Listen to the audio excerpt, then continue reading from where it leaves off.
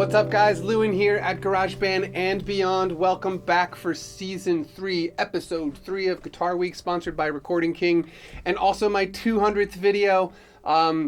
So quickly, I just want to, say thank you to everybody who has subscribed to my channel and follows my channel faithfully. I really, really appreciate you guys. I wouldn't continue doing this, if it wasn't for you guys. And I love doing it, and I'm glad you enjoy the way that I teach and the way that I play and the information that I give you. I enjoy all of it, and I'm really glad that you do too, so thank you very much. Anyway, we're here to talk about this awesome guitar in my hand, and since it is my 200th episode, I'm showing you my favorite guitar out of all 5 that Recording King sent me today, or this time. This is the RAJ-126. This is a slope shoulder guitar. As you can see right here, the shoulders are sloped as they hit the 14th fret on this guitar. And it's so awesome, you guys. This is a solid Sitka spruce top, AA Sitka spruce top, solid mahogany back, solid mahogany sides. And again, I'm not quoting prices on these videos because prices change all the time and prices vary around the globe. So I encourage you to look it up yourself, whatever it's selling for in your area. But this particular guitar, so freaking good. I can't even tell you. I will say, right now, I did check. It's December 11th, 2013. So if you're watching this video from years from now, don't go look. But Elderly Music is actually selling a factory second of one of these right now, and it's really cheap. So you might want to go check that out. If you like this guitar, you should go check that out. So anyway, this is a slope shoulder guitar, and it's supposed to sort of, right with this guitar, they're trying to emulate a Gibson J45 from, probably from the 1930s, I'd say. It has 3 on a strip tuners, which is one of those clues, and, just sort of the overall styling. It's sort of a J45, sort of southern jumbo style. Now, one thing I'm going to say right now is going to probably create a little bit of controversy, but as you guys know, I have a 1967 Gibson B25. I bought that because I've been on a lifelong search for a vintage Gibson J45, right?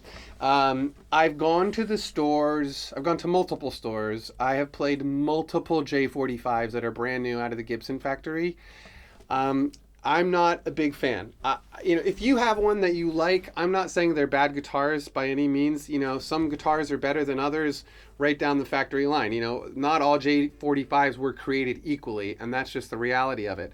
I think that the new Gibson guitars a lot of parts are built by robots, and it sort of just feels like that when you play it. It's just, I know it's sprayed by robots, it's finished by robots. It's just sort of, I'm not a huge fan of brand new Gibson guitars. Again, if you have one that you like, you are one of the lucky people that found a good one, so congratulations, but I haven't been one of those people. Now, that all being said, would I buy this guitar instead of a brand new J45? Yes, I would. And that is saying a lot. I am a Martin Gibson guy, I'm more of a Martin guy than a Gibson guy. But I'm a high-end guitar guy. I know what makes high-end guitars valuable and what makes them desirable. And this is a high-end guitar on all aspects except the price, okay? So go check this thing out online because it is so freaking good. You're not even going to believe. When you go see the price of this, like what they're averagely going for, keep in mind, this is an all-solid guitar. When you see that price, you're probably going to go, I think I might buy one of those. If you're a guy who's looking for a J45, your chances of getting a good one of these is way better than getting a good J45. I'm nervous even saying this in this video, and Recording King isn't paying me or anything to say these things, They send me guitars to give honest reviews, and I'm giving you an honest review. This is better than any J45 that I've played, a brand new one. And again, it's a little bit more vintage styling than, a J45 off the shelf. This one's, just has some of those more vintage touches like the headstock. shaped this way, and the 3 on a strip tuners like that, you know. Hand cut dovetail joint, you know, stuff like these little touches make such a big difference. Of course, it does have X bracing underneath, and the other braces that are under there are hand scalloped. If you don't know what scalloping means when you see that term, it just means that, you know, so you have a big X that goes through this guitar like that, you know, and then off of that X, they have little tone bracing that happens, and each one of those braces is it's called tone tapping. So they literally like sit there and tap the piece of wood and then shave a little bit off of it there and tap it and listen to it again and shave a little more and sand it here and sand it there, and they form these braces to have a specific sound, and it's very clear. It's obvious that they know what they're doing. That's it, you know what I mean?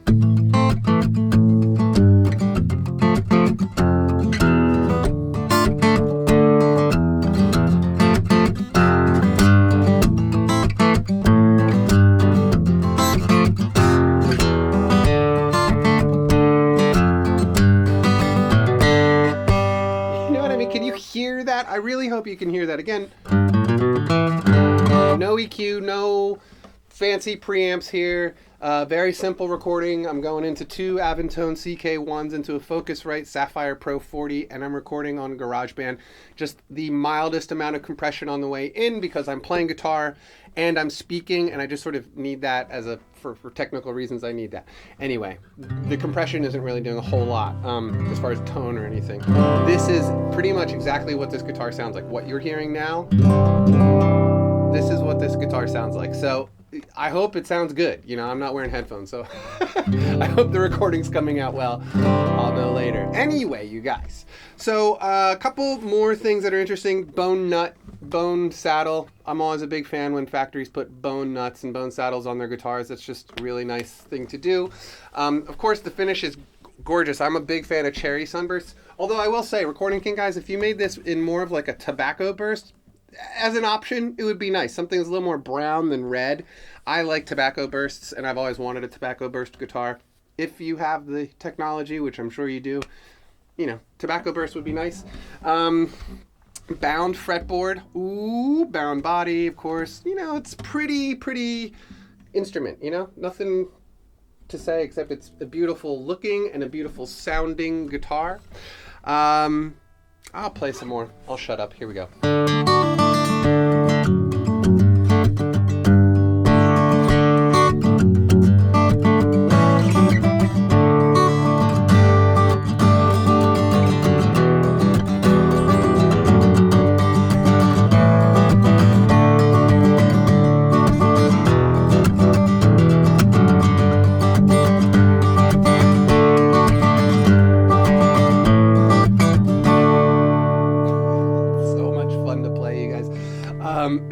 Oh, the other thing is it has a C-shaped neck, which is also very comfortable. It's not too thin, not too thick, but a nice, you know, very comfortable neck back here.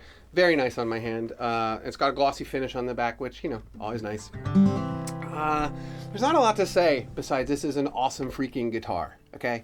This is an awesome, awesome guitar. If you are looking for a brand new J45 and you trust me, then trust me, just save so much money and buy this guitar, and then that's it. And then you can save the money and buy a vintage one. You know what I mean?